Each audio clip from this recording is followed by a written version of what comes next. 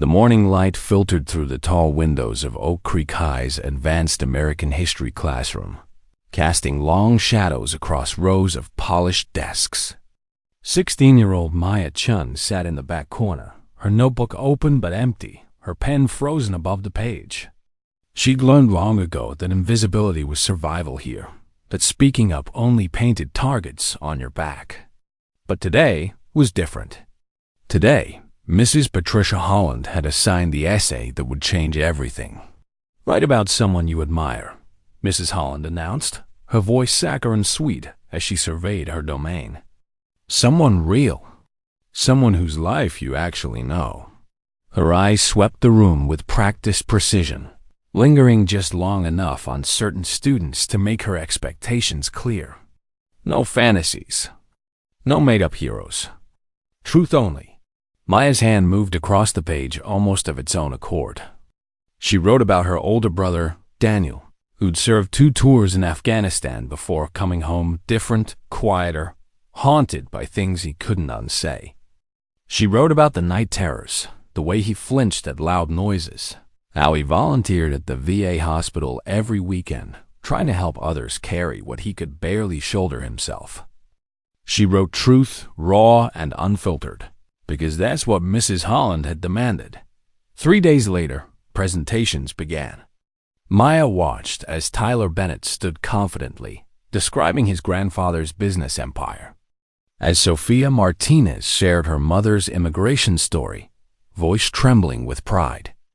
As one by one, her classmates offered up their families like sacrifices on an altar of academic approval. Then Mrs. Holland called her name, and Maya's world tilted on its axis. "My brother Daniel is the bravest person I know," Maya began, her voice steadier than her hands. "He served in the Army Rangers, survived combat most people can't imagine, and came home to fight a different kind of war. Against PTSD. Against a system that doesn't care about veterans once the cameras stop rolling. He struggles every day, but he still shows up to help others." The classroom fell silent, but it wasn't the respectful quiet that had followed earlier presentations. It was the heavy, uncomfortable silence of judgment forming.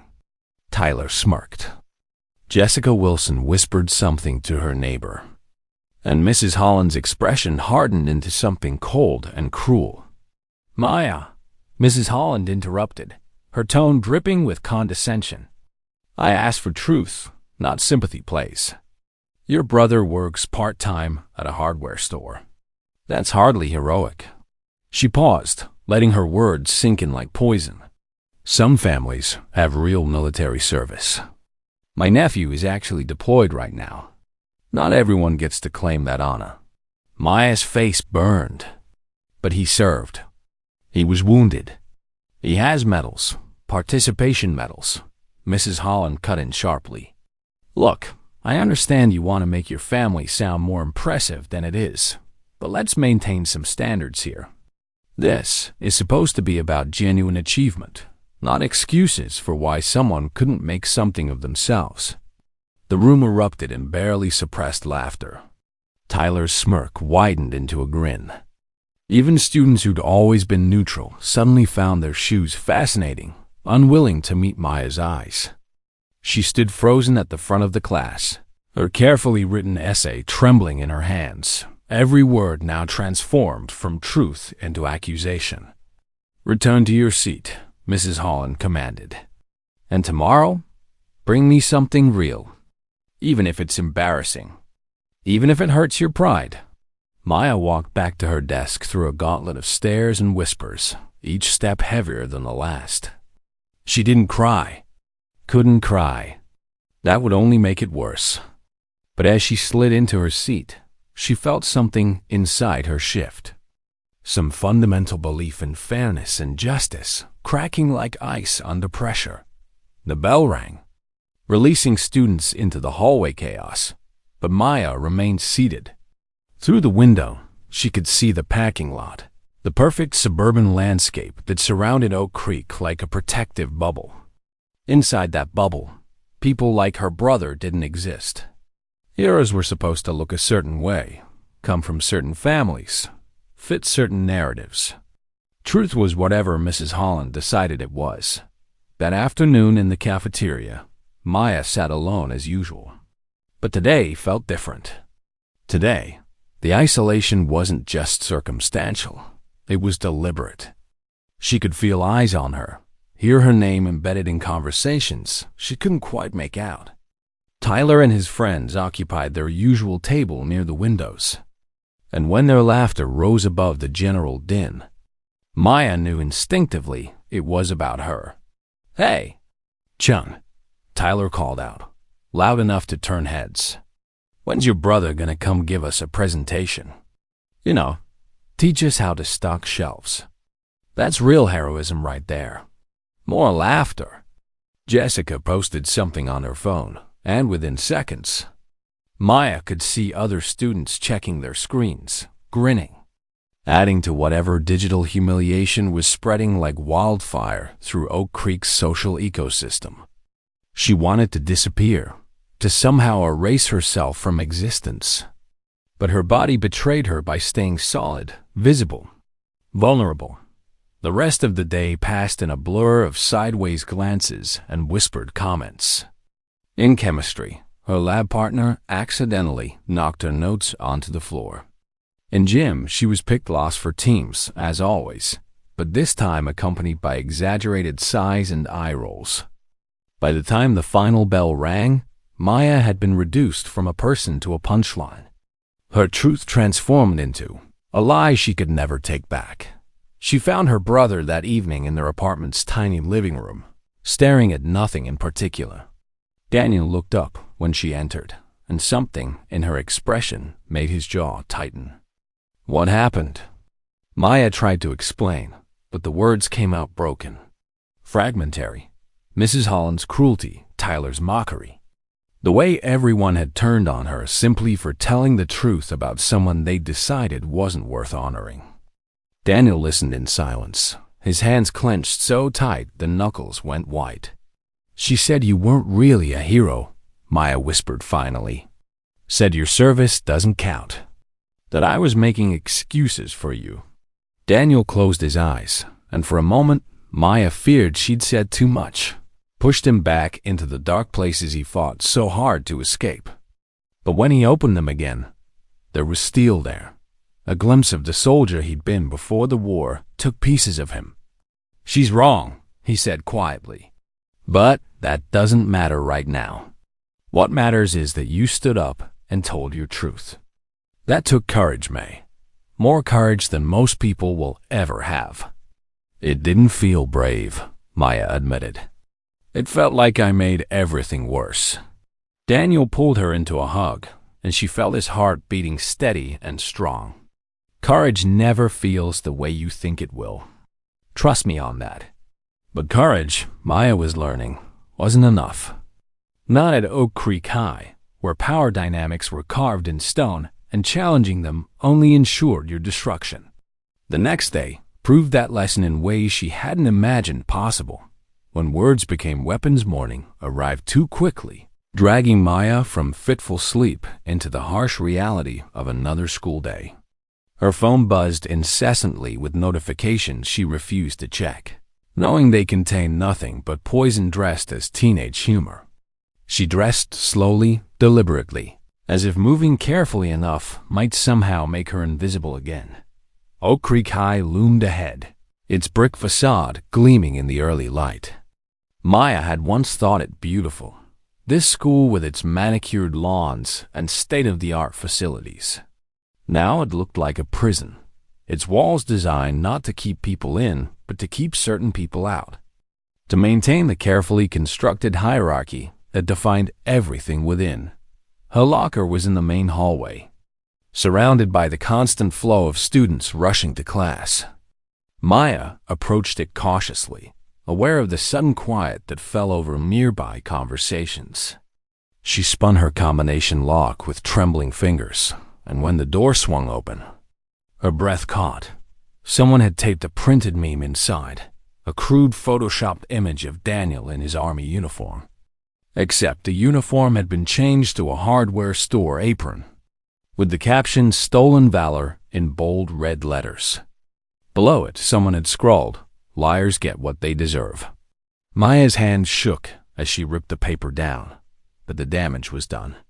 A dozen phones had already captured the moment, immortalizing her humiliation for eternal circulation through Oak Creek's social networks. She stuffed her books into her bag and slammed the locker closed, refusing to look at the faces surrounding her, feeding on her pain. Tragic, Jessica Wilson stage whispered to her friends. Imagine being so desperate for attention you have to make up stories about your family. I didn't make up anything, Maya said, the words escaping before she could stop them. Jessica turned, eyebrows raised in mock surprise. Oh, so your brother really is some kind of special forces superhero? Funny how nobody's ever heard of him. Funny how he works at Home Depot now. He's dealing with PTSD, Maya said, hating how defensive she sounded. He was wounded in combat. He earned his medals. Sure he did. Tyler appeared from nowhere, his Letterman jacket marking him as Oak Creek royalty. Just like you earned your place in a P history. Oh wait, you're only in there because of the diversity quota, right? The casual cruelty hit Maya like a physical blow. Around them, students who might have objected stayed silent, unwilling to paint targets on their own backs. This was Oak Creek's unspoken rule. Stay in your lane. Don't challenge the hierarchy, and above all, don't make waves that might disturb the people who actually mattered. Maya pushed past them, heading for first period, even though history class was the last place she wanted to be. But skipping would only make things worse. Would prove she was exactly what they thought her to be, weak-lying. Undeserving of her place among Oak Creek's elite. Mrs. Holland stood at the front of the classroom when Maya entered, her expression carefully neutral. Miss Chun, I trust you've reconsidered your essay? No, ma'am, Maya said quietly, sliding into her seat. Everything I wrote was true. I see. Mrs. Holland's lips pressed into a thin line. Class, today we're discussing integrity in historical documentation. The importance of verifiable facts versus emotional manipulation.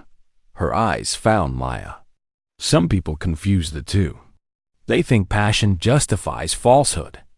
But history demands accuracy, not sentiment. The lecture that followed was a masterclass in coded messaging. Mrs. Holland never mentioned Maya by name. But every example of historical fabrication and false narratives seemed aimed directly at her. Students took notes dutifully, occasionally glancing back at Maya to gauge her reaction. She kept her expression blank, refusing to give them the satisfaction of seeing her break. When the bell finally rang, Maya gathered her things quickly, hoping to escape before Mrs. Holland could detain her. But the teacher's voice stopped her at the door. Miss Chun, a moment please. Maya turned, her stomach nodding. The classroom had emptied, except for the two of them. And Mrs. Holland's carefully maintained facade of professionalism had slipped slightly, revealing something harder underneath. I'm trying to help you, Mrs. Holland said, her tone suggesting the opposite. You're making this very difficult for yourself. This school has standards, expectations. When you can't meet them, the appropriate response is humility, not defiance. I'm not being defiant, Maya replied carefully. I'm just telling the truth about my brother. Your truth, Mrs. Holland corrected sharply, which may not be the same as the actual truth. I've seen this before, Maya. Students who embellish their backgrounds to seem more interesting, more worthy.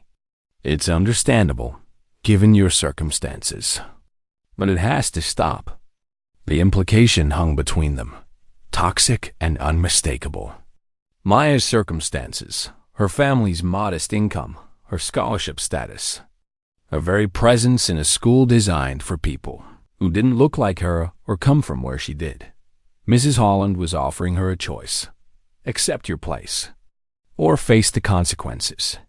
I understand, Maya said, though she understood nothing except that this woman had decided to destroy her. That afternoon, Maya's phone exploded with notifications. Someone had created a fake Instagram account using her brother's name and photos stolen from her own social media. The account posted increasingly outrageous claims about military service, each one designed to make Daniel look like a pathetic liar desperate for recognition he hadn't earned. Maya reported the account immediately, but the damage spread faster than she could contain it. Students she'd never spoken to messaged her with questions, accusations, mockery. Her brother's real service, his real wounds, his real struggles became fodder for teenagers who'd never sacrificed anything more serious than weekend plans. She found Daniel that evening staring at his phone, his face pale. "May, what's going on? I'm getting calls. People from my unit are asking me about... I don't even know what to call this." "I'm sorry," Maya choked out. "I'm so sorry. I didn't mean for any of this to happen." Daniel pulled her close, and she could feel him shaking. "This isn't your fault. Whoever's doing this, they're the ones who should be sorry." But his voice was hollow, and Maya knew that every attack on him was reopening wounds he'd worked years to heal. That night, Maya made a decision. She couldn't fight this alone, couldn't protect her brother while defending herself against Oak Creek's coordinated assault. She needed help, needed someone in authority to see what was happening and actually care enough to stop it. The next morning, she went straight to the guidance counselor's office, the system's silent complicity Mrs. Angela Foster had been Oak Creek's head guidance counselor for 15 years. Her office walls covered with inspirational posters about kindness, perseverance, and believing in yourself. Maya had always found them comforting before. Now they felt like mockery, pretty lies covering an ugly truth. "Maya, please sit down," Mrs. Foster said, gesturing to the chair across from her desk. Her smile was professional, practiced, the kind that could mean anything or nothing. "What can I help you with today?"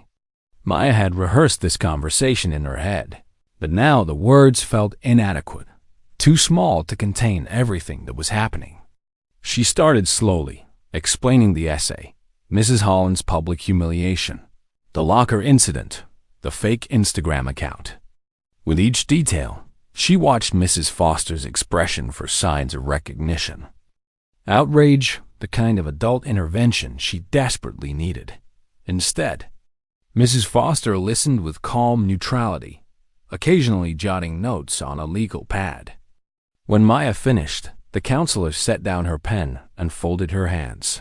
"I can see you're upset," Mrs. Foster began carefully. "And I want you to know that bullying of any kind isn't tolerated at Oak Creek. However," she paused, and Maya's heart sank at that word. "However, I need to make sure we're addressing the actual issue here. You mentioned that Mrs. Holland questioned your essay. Is it possible she simply wanted you to provide more documentation? Military service records, perhaps?" "She called me a liar in front of everyone," Maya said, fighting to keep her voice steady. "She said my brother's service doesn't count, that he's not a real hero." "I'm sure Mrs. Holland didn't mean it quite that way," Mrs. Foster replied smoothly. "She's actually very involved with military families through her nephew's deployment." Perhaps there was a misunderstanding about what constitutes decorated service versus standard deployment. Maya felt the ground shifting beneath her. The careful way Mrs. Foster was reframing cruelty as concern, mockery as misunderstanding. "What about the Instagram account?" "Someone's posting lies about my brother, making him look like a fraud." "Social media disputes are tricky," Mrs. Foster admitted. "Have you reported the account to Instagram?" "That's really a matter for their platform moderators. As for the students involved, unless we have concrete proof of who created the account, there's not much the school can do." "You understand." Maya understood perfectly. Mrs. Foster was protecting the school, protecting Mrs. Holland, protecting the system that allowed this to happen. Her help consisted of gentle suggestions that Maya was overreacting, that she should handle her problems privately. that seeking justice would only make things worse for everyone involved. "Welcome to the unseen," Zara said with dark humor. "That's what we call ourselves. Because we're all the students Oak Creek would rather pretend don't exist. Or only exist as cautionary tales," Marcus added. "You know, examples of what happens when you don't follow the rules." Maya sank onto an empty cushion, feeling overwhelmed by the collective weight of their experiences. "How long has this been going on?" "As long as Oak Creek's existed," Sophie said. "But Mrs. Holland's been here for 8 years. And she's particularly good at targeting students who don't fit the school's image. Anyone who's different, who has problems, who dares to have a story that doesn't fit the privileged narrative." Zara pulled out her phone, scrolling through saved screenshots. "We've been documenting incidents. Nothing official, nobody listens when we report things officially, but we keep records. Helps us track patterns, identify which teachers are problems, warn incoming students who might be vulnerable." She turned the phone toward Maya, revealing a detailed spreadsheet. Dates, names, descriptions of incidents, administrative responses, or lack thereof. It was damning evidence of systematic failure, proof that what was happening to Maya wasn't isolated but institutional. "Why don't you take this to someone outside the school?" Maya asked. "The district, or the media, or something." "We've tried," Marcus said quietly. "Turns out Oak Creek's reputation matters more than our experiences. When parents are paying $30,000 a year in tuition, they don't want to hear that their kid's school is psychologically torturing scholarship students and minorities. Plus," Cameron added, "most of us are here on financial aid or special programs. If we make too much noise, they can revoke our spots, claim behavioral issues or academic struggles. Suddenly, we're back in our underfunded neighborhood schools, while Oak Creek maintains its perfect record." Maya felt sick. She'd known Oak Creek was elitist, had felt the subtle and not so subtle ways it reminded her she didn't really belong. But she hadn't understood the full scope of the machinery designed to keep people like her in their place, silent and compliant and grateful for scraps. "So what do we do?" Maya asked. "Just document everything and hope someone eventually cares?" "Pretty much," Zara said with a bitter laugh. "Though you're free to try something different. You've already gone further than most of us. Holland basically declared war on you in front of the whole class. Usually she's more subtle, plants seeds of doubt rather than outright accusations. You got under her skin somehow." Maya thought about her essay, about Daniel's real service and real sacrifice being dismissed as fantasy. "My brother's service is documented. He has medals, discharge papers, medical records. It's all verifiable fact. Holland can't just pretend it doesn't exist." "She can and she will," Sophie said gently. "That's her superpower, making reality bend to fit her preferred narrative. Your brother's real accomplishments don't matter if Holland decides they don't fit Oak Creek's story." They spent the rest of lunch sharing strategies for survival. How to Grey Rock during Holland's classes, giving her no emotional reactions to feed on. Which teachers were safe to talk to versus which ones reported everything back to administration. How to preserve evidence of harassment without technically violating Oak Creek's strict phone policies. It was a crash course in navigating hostile territory. Taught by veterans of a war Maya was only beginning to understand. When the bell rang, ending their brief sanctuary, the group dispersed carefully, leaving in ones and twos so as not to draw attention. Cameron walked with Maya partway to her next class. "I know it's overwhelming," he said. "Finding out you're not alone is great, but realizing how many of us there are means acknowledging how bad the problem is." "Yeah," Maya agreed. "I keep thinking I must be crazy, that it can't really be this coordinated. But you all have the same stories, the same patterns. It's not in my head. Definitely not in your head." Cameron paused at an intersection in the hallway.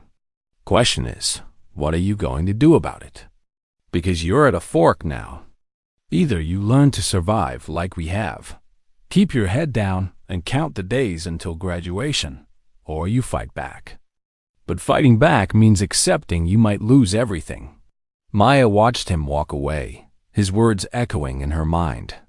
She'd come to Oak Creek believing in meritocracy, in the idea that hard work and truth mattered more than privilege and power. That belief had been systematically dismantled over the past week, leaving her with a choice: accept the new reality, or challenge it knowing the cost might be everything she'd worked for. That evening, Maya pulled out her brother's military records, discharge papers, commendations, medical documentation of injuries sustained in combat. Proof that everything she'd written in her essay was true. Verifiable fact rather than the fantasy Holland had accused her of inventing. She photographed each document carefully, building her own archive of truth. Daniel found her at the kitchen table surrounded by papers. "What are you doing, May?" "Fighting back," she said simply. "Cameron and the others, they're right that the system is rigged. But maybe it only stays rigged because nobody challenges it hard enough. Holland thinks she can rewrite reality, but she can't rewrite official military records." Daniel sat down across from her, his expression troubled. "You know I support you.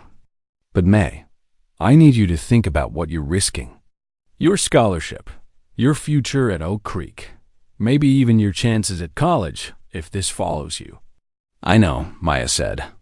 "But if I don't stand up now, if I just accept what Holland's doing to us, then what was your service for? You fought for freedom, for the idea that truth matters.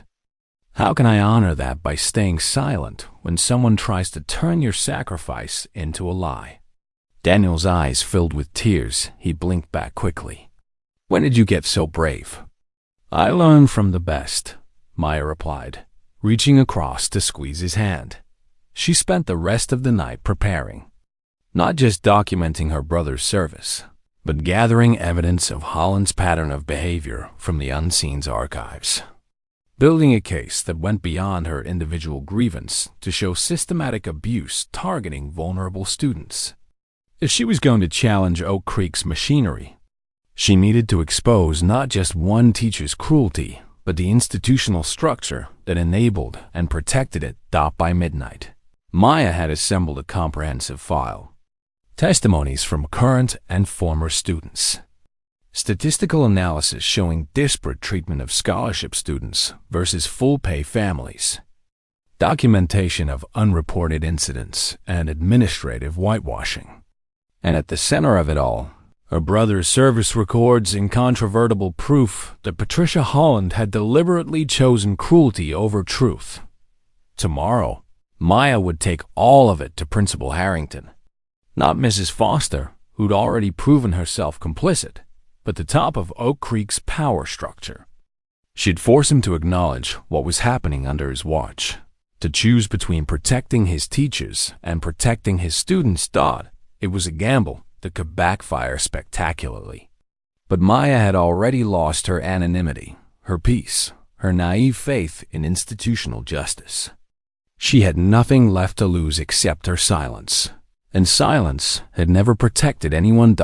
As she finally crawled into bed, exhausted but resolute, Maya allowed herself one moment of doubt. What if Cameron was right?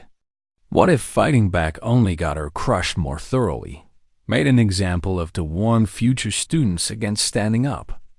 What if the system was too big, too entrenched, too invested in its own survival to ever truly change?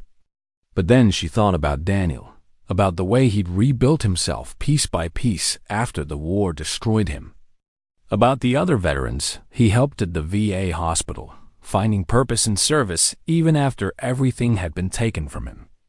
Courage wasn't the absence of fear, it was acting despite fear, pushing forward even when the outcome was uncertain. Tomorrow, Maya would walk into Principal Harrington's office and detonate everything Oak Creek had built on foundations of silence and complicity. Whatever happened next, at least she'd know she hadn't gone quietly. What about the locker incident? Maya pressed. That happened on school property. Someone vandalized my locker with a meme calling my brother stolen valor. Mrs. Foster sighed, a sound of practiced patience. Did you see who did it? Can you identify them? No, but then it's your word against the entire student body. Maya, I want to help you, but you have to be realistic. Oak Creek has a reputation to maintain. We can't go accusing students without evidence, especially when the accusations involve serious matters like defamation. The word hung between them, heavy with implication. Maya was the one defaming others by speaking up, by refusing to accept her place, by insisting that her truth mattered as much as anyone else's. So there's nothing you can do. Maya said flatly, I didn't say that. Mrs. Foster leaned forward, her expression shifting to something that might have been genuine concern if Maya could bring herself to believe it. I can facilitate a meeting between you and Mrs. Holland. Clear the air, so to speak. Sometimes these things resolve themselves when both parties have a chance to communicate openly. Maya imagined sitting in a room with Mrs. Holland, explaining how her words had hurt, asking for basic human decency, while the teacher who'd started everything sat across from her with that same cold smile. The thought made her stomach turn. I don't think that would help, Maya said quietly. Well, then I'm not sure what else you expect me to do. Mrs. Foster's tone had shifted, patience wearing thin. You're a smart girl, Maya. Smart enough to know that sometimes the best response to conflict is discretion. Focus on your studies. Keep your head down. This will blow over eventually. Keep your head down. Accept your place. Stop making waves. The same message Maya had heard her entire life, wrapped in different words, but always meaning the same thing. Your pain doesn't matter enough to inconvenience the people who matter more. She left Mrs. Foster's office with tears burning behind her eyes, but refusing to fall. In the hallway, students flowed past her like water around a stone, their conversations a constant reminder of the world she existed in but didn't belong to. She'd tried going through proper channels, asking for help from adults who were supposed to protect her. All she'd gotten was gaslighting dressed as guidance dog at lunch. Maya retreated to the library, finding a table in the back corner where she could eat in relative peace.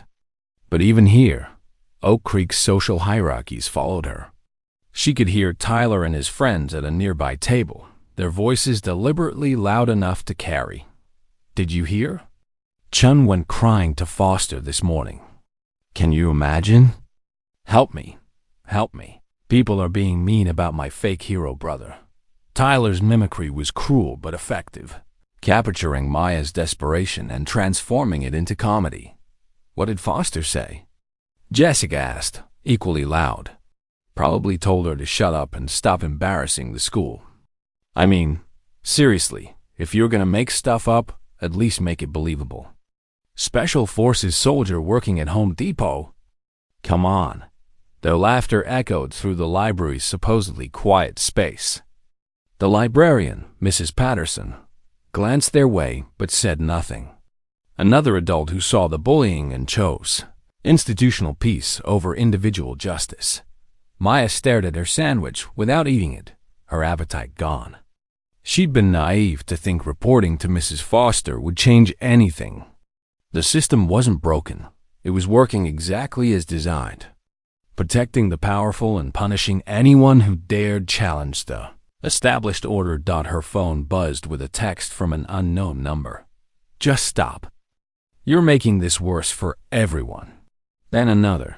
Your brother's a loser and so are you. And another. Maybe try telling the truth for once. Maya turned off her phone and closed her eyes, trying to center herself the way Daniel had taught her.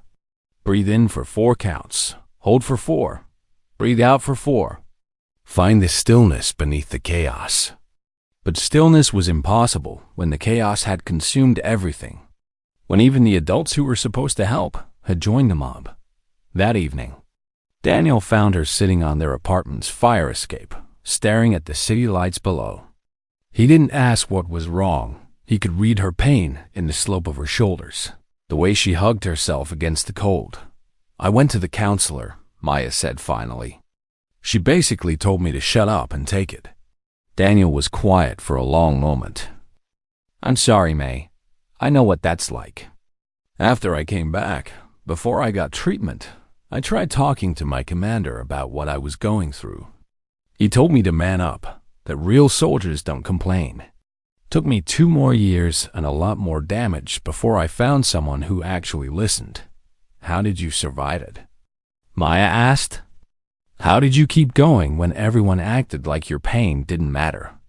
I found my people, Daniel said. Not the ones in charge, not the system, the other veterans who understood. We built our own support network because the official one failed us. And eventually, that was enough. Maya leaned against her brother, drawing strength from his presence. Maybe Mrs. Foster and Mrs. Holland and Olive Oak Creek's gatekeepers would never acknowledge what was happening to her. But that didn't mean she had to face it alone. Somewhere in that school, there had to be other students who'd been ground down by the same machinery, who understood what it meant to be expendable in a system designed to protect the privileged. She just had to find them. And together, maybe they could do what individuals couldn't force Oak Creek to see its own cruelty reflected back. All eyes in unexpected places, the next morning brought a cold rain that matched Maya's mood perfectly. She trudged through Oak Creek's hallways with her hood up, trying to make herself as small and unremarkable as possible. The strategy failed, heads still turned. Whispers still followed her, but at least she couldn't see their faces clearly through the fabric dot in calculus. Mr. Harrison paired students for a project, analyzing statistical trends. Maya ended up with Cameron Wright, a quiet kid who usually sat in the back sketching in the margins of his notebook. He was one of Oak Creek's ghost students, present but not participating, visible but not seen. Hey, Cameron said as they pulled their desks together. I heard what happened with Holland. That was messed up. Maya looked up, startled by the directness. Most students either avoided mentioning it or weaponized it against her. Cameron did neither. He just stated it as fact, his expression sympathetic but not pitying. Yeah, Maya said carefully. It was. She did something similar to me last year, Cameron continued, his voice low enough that only Maya could hear. I wrote about my mom being a social worker, helping kids in foster care. Holland basically implied my mom was enabling bad behavior instead of holding people accountable. Said I was romanticizing poverty. He shrugged, but Maya could see the old pain in his eyes. Nobody stood up for me either. Eventually, I just stopped trying. Maya studied him with new understanding. Cameron's silence wasn't indifference. It was survival. The same strategy she'd employed until her essay had forced her into visibility. Did you report her? To who? Foster? Cameron laughed bitterly. I tried. Got the same speech you probably did. Give Mrs. Holland the benefit of the doubt. Focus on your studies. These things blow over. Spoiler alert. They don't blow over. They just get buried under new victims. They worked on their project in companionable silence after that, but something had shifted.